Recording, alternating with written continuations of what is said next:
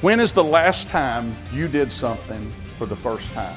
When is the last time you did something wild and crazy and out of the ordinary and something that's totally different, something that threw you out of your comfort zone for the first time? I believe one of the most important key performance indicators that we as business owners need to know about ourselves. How much are you worth? In here, I get to look you guys in the eyes. I get to talk about the business systems I've used for the last 11 years to generate over 800 million in sales for our customers and 15 million in sales for myself. What are your expectations?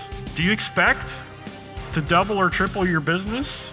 Leaders need to illuminate what's right. When life gets dark, leaders need to shine.